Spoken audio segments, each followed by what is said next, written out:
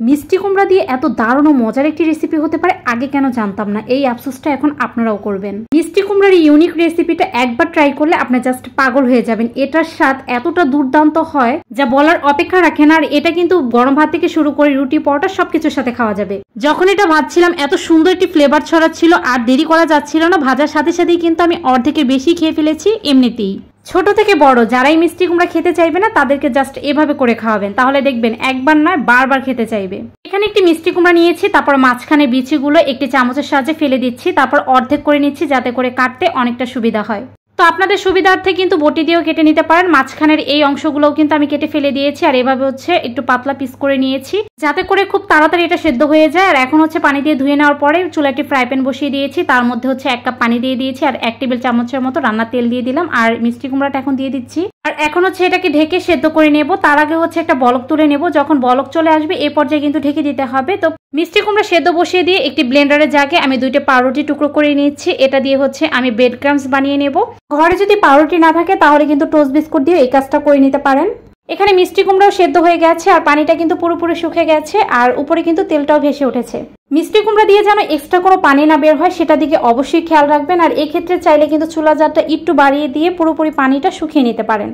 Mash করার পরে যদি দেখতে পারেন মিষ্টি কুমড়া গা থেকে পানি বের হয়েছে, তো চুলা জালটা একটু অন করে পানিটা পুরোপুরি কিন্তু শুকিয়ে নিতে পারেন। ম্যাশ করা মিষ্টি কুমড়াকে আমি একটি মিক্সিং বাটিতে নিয়ে নিচ্ছি। তারপর এখানে অ্যাড করে দিচ্ছি প্রায় 1/4 কাপ পেঁয়াজ কুচি আর দিয়ে দিচ্ছি এখানে 2টার মতো কাঁচামরিচ কুচি। তারপর অ্যাড করে দিচ্ছি 1/2 চামচ আদা বাটা আর 1/2 চামচ রসুন বাটা। আর এখন অ্যাড করে দিচ্ছি 1 চামচ গরম মশলা গুঁড়া আর 1/2 চামচ দিয়ে দিচ্ছি ভাজা জিরার গুঁড়া।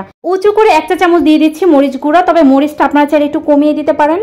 তবে মিষ্টি কুমড়া একটু স্পাইসি হলেই কিন্তু খেতে অসম্ভব মজা হয়। স্বাদ মতো লবণ দিয়ে দিয়েছি আর 1 চামচ দিয়েছি সয়া সস আর 1 টেবিল চামচ দিয়ে দিলাম টমেটো সস আর 1/2 চামচ দিয়ে দিলাম ঘি দিয়ে দিয়েছি। আর ঘিটা দিলে কিন্তু এক্সট্রা একটা ফ্লেভার ছড়ায়। আর পেঁয়াজ বেরেস্তা দিয়েছি 1/4 কাপ আর ব্রেড ক্রাম্বস গুলো দিয়ে দিচ্ছি। ব্রেড ক্রাম্বস এখানে বাইন্ডিং এর কাজ করবে, সেজন্য আপনাদের প্রয়োজন মতো কিন্তু এখানে ব্যবহার করতে পারেন। তো সবকিছু এভাবে মেখে নিয়েছি। এখন একটি আইসক্রিমের কাঠি নিয়ে নিয়েছি, তার মধ্যে প্রয়োজন মতো এই মিশ্রণটাকে এভাবে হাত দিয়ে দিচ্ছি। দেখেই বুঝে নিতে হবে যে আমি কিভাবে কাজটা করছি। তো সবগুলো এভাবে বানিয়ে নেব। চুলায় একটি ফ্রাই প্যান বসিয়ে দিয়েছি আর ফ্রাই প্যানটা যখন গরম হয়ে যাবে পর্যাপ্ত পরিমাণ তেল দিয়ে দিচ্ছি। এটা কিন্তু আপনারা চাইলে ডুবো তেলে ভাজতে পারেন, তবে অল্প তেলে ভাজলেই কিন্তু খেতে বেশি ভালো লাগে। তেলের জিনিস যারা অ্যাভয়েড করেন এভাবে অল্প তেলে কিন্তু এগুলো ভেজে নেবেন। আর আমি কিন্তু এভাবে অল্প তেলেই ভেজে নিয়েছি। তো একবার যখন হয়ে যাবে আরেক পাশে এভাবে উল্টিয়ে দেবো। তো এভাবে ভেজে নেওয়ার পরে এখন একটি প্লেটে সার্ভ করব। আর এটা যখন ভাজছিলাম এত সুন্দর একটি ফ্লেভার ছড়াচ্ছিল, আপনারা যখন এই রেসিপিটা ট্রাই করবেন তখনই আপনারা বুঝতে পারবেন। তো সবগুলো একটি প্লেটের মধ্যে উঠিয়ে নিয়েছি আর গরম গরম এভাবে পরিবেশন করেছি। আমার গাছের ফুল দিয়ে কিন্তু আজকে ডেকোরেশনটা করেছি।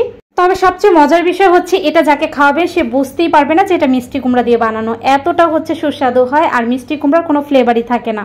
তো আর দেরি কেন, এখনই বানিয়ে ফেলুন মজাদার এই ইউনিক রেসিপিটি। সবাই অনেক বেশি ভালো থাকবেন। আবারও দেখা হয়ে যাবে নতুন কোনো ভিডিও নিয়ে। আজ এখানেই বিদায় নিচ্ছি। আল্লাহ হাফেজ।